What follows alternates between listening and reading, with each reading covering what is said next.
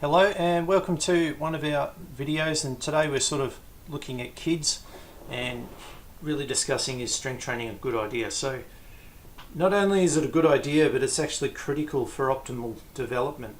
Many of the injuries we see, back problems, knee problems, whatever, shoulder problems, all the things we see in adults really began in the early stages. If it's from a chronic thing like an overuse problem, not like from a car accident, learn was how we learn to move. So and a lot of these things can be prevented if we were taught how to move correctly in our youth. So the other reason why it's so important is because there's a high rate of injuries amongst teenagers, and especially in sports, and especially with ACL injuries. So a study in 2003 showing that 3.5 million under the age of 15 accounted for sports-related injuries, and a lot of these were ACL injuries, and with the highest rate of any age group, and any is the between 12 and 18 years of age with females, so across all sports. So and anyone who's had this injury would know that it's really like a season-ending injury, and often becomes a career-ending injury that ends up with problems later in life. So so there's a real need to learn how to strength train very early on. So the other reason that it's a good idea is these poor skills that are learned early on, like these and this, are really difficult to change in adults, like because there's just been so many million reps of this poor form being used. It's really hard to change, but as a kid it hasn't really been formed yet, which I'll show you very shortly. So to change a movement like this, we need 5,000 perfect ones to change it to a new motor program, which is also known as an engram when we store it in our spinal cord. That's why if anyone has a spinal cord injury, they lose all their movements, even though their brain is still there. It's the spinal cord that's injured. So if it takes 5,000 to change this squat into a good squat, as it did with this guy here who was working with me, but it only took 300 to learn that poor form. So you can sort of see that's why it's really important to teach good technique early on. When we mention strength training, people cringe when we say strength training in kids. This is the first sort of images that people have in their mind. This is not what we mean by the strength training, and to be honest, this is not even good strength training for adults. This is bodybuilding, this is powerlifting, but again, this doesn't really have a good purpose in mind of trying to make you move good. It just has a specific purpose to either look good or just be good at doing a bench press. Movement, coordination, athletic performance, they're all sacrificed in order to do these things. All right, so this is not what we're talking about when we're talking about strength training for kids. When we say strength training for kids, we're really looking at how to teach kids to move efficiently. So really sort of getting away from this very dysfunctional movement to a movement that's a strong cutting position. So very poor cutting. This is a ACL tear ready to go.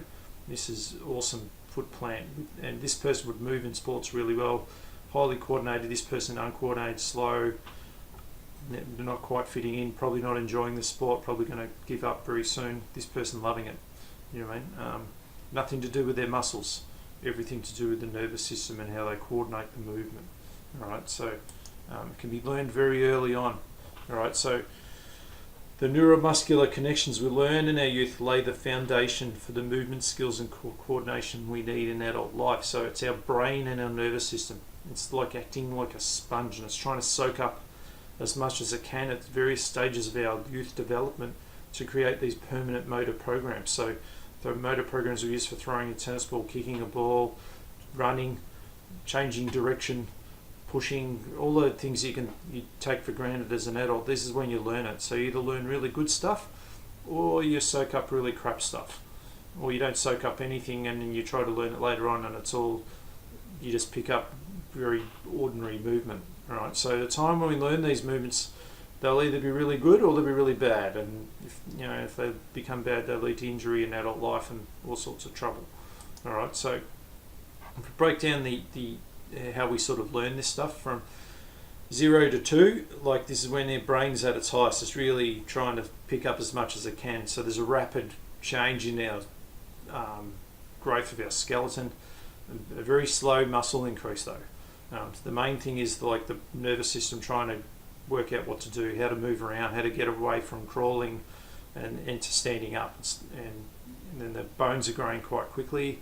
The muscles are not growing in line with that.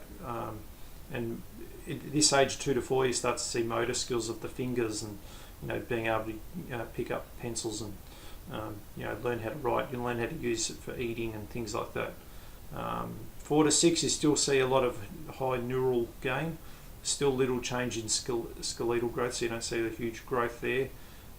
Muscle growth starting to come along, but it's really still about the motor skills and and really trying to control the basic movements of going from crawling to walking and understanding how that works. From 6 to 8 is where the motor skills really take a new leap. All right, there's still a small change in the skeletal growth, so you don't see a huge difference in size or strength, but they're really you really notice a difference from how they walk, and their gait will increase in speed and size. And this is where you really can get in, if you can get in early. And anyone who's played sports at this age, they're really ordinary at that stage, but anyone who started there, like, they just later on in life, even if they stop playing, it's just encoded into their system. Even things like playing piano or violin or something, if you learnt that early, it just becomes permanent. It's like a software upgrade that's just there. You can't even get rid of it, even if you wanted to. Right, so it's very important that if you can work with kids at this age, it's great. You can really get in there and encode permanent changes. 8 to 12, now we're starting to sort of see a lot of stuff moving into the skeletal system. So there's smaller changes now in the neural part. So that slows down, but there's starting to be bigger changes in the skeletal system and a bit of muscle development coming along. But really the bones are growing faster than the muscles now. So as a result, the balance and coordination starts to become compromised.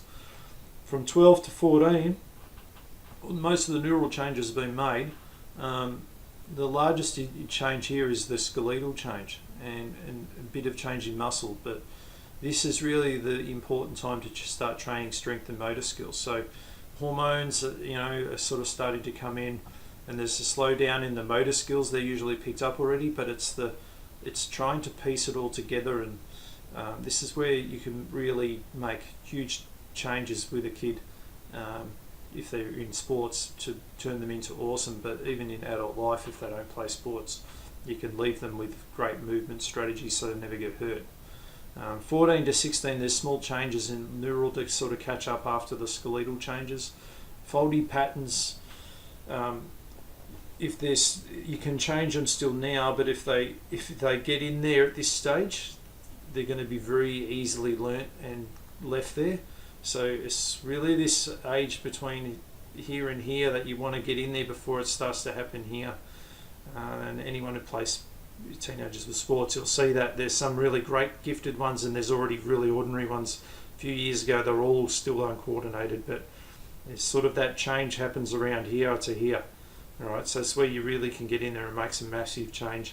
16 to 18, there's really no neural development change now. Most of that has been done. Very difficult to change stuff here. So there's small changes in most of the bones have grown. Now the muscles start to come along at the very end, and that's when you see strength gains, but the faulty patterns are already sort of developed earlier on. So you can see I can really make massive changes with people here, very slow and tedious here, really fast in this stage. So the other question that comes up, does strength training stunt their growth? Well, it doesn't really stunt their growth. In terms of height, really what it does is thicken the bones and by increasing mineral deposits, so it's a positive benefit. What you do have to be careful of is repetitive things, so things like jumping too often and especially distance running is really not a smart thing to do with young kids, because the bones are still growing and you start to really smash up the plates and all that sort of stuff. So with strength training you can do that, as you're not trying to crush them. They can definitely handle resistance, but you're really trying to just improve the skill. All right, the muscle part will come later, but the skill is the important part. All right. So how does the learning to move make them stronger? Well, basically research has proven, and I can prove it to you if you just watch kids move who are really good, that the ones who move really well and their nervous system's developed with awesome skills, their strength is so much better because they move so much more efficiently. So the nervous system is more important to you than muscular strength. So, and the three biggest strength gains are motor skills, motor unit activation, and neurological skill adaptations for things like balance and agility. Motor skills are like, hand-eye coordination, stuff like that. Motor unit is like the ability to recruit more motor units within a split second to come in and activate pure strength. So it's nothing to do with muscle size. That's just to come in and coordinate the tasks of the muscle on a neural level. All right. So it's sort of a bit complex to understand, but these are the three things that really change things, and they're all to do with how your brain moves. So the more complex the movement, the bigger the activation is. So you're really training the brain. So these are like complex skills, especially this one. You teach the kid how to do this well, and they do it enough times, it becomes a permanent pattern. And they appear to be stronger, but they're not necessarily stronger, they just move better. All right. So what's the best exercises? Well, a lot of them are pretty standard, really. Squats, really trying to get good range. Deadlifts, really trying to teach them the good bending action and the skills and timings. Again, it's not really about the load, it's just about the timing. Lunges, multi-directional stuff is awesome. Rotational, so going from forward, lateral, learning how to sort of create leg drive and rotational power.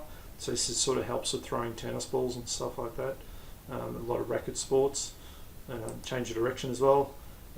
Single leg squats, they're all the things that I find hard to teach adults are really what you want to teach kids. So single leg squats, complex movements like Turkish get-ups are awesome. Contralateral movements, so contralateral means right leg with left hand. It's where you're sort of working both sides of the brain at once, so like a pushing action, a pulling action. Obviously cutting movements, running technique, probably one I should have included here as well. Learning how to do these complex skills, if you teach them that someone who's 9, 10, 11, you could even turn them into games, but if you sort of get in the technique in early on, you can, amazing when they're older, just how they move. All right. If you want some questions, if you have any questions about this, write in the comments under the video here, or go to our website, check out all our programs, they're free reports. There's heaps of stuff on these free reports, and there's this one here's got like 100 programs you can get. And I'll be sort of posting videos of these exercises using some kids soon to give you an idea of what this actually looks like in action. But it's really just to sort of make it top of mind to have this. If you can get kids, if you've got kids of your own, get them strength training early on with someone who knows movement, and you never look back. All right. So I hope you've enjoyed that video, and I'll see you on our next one.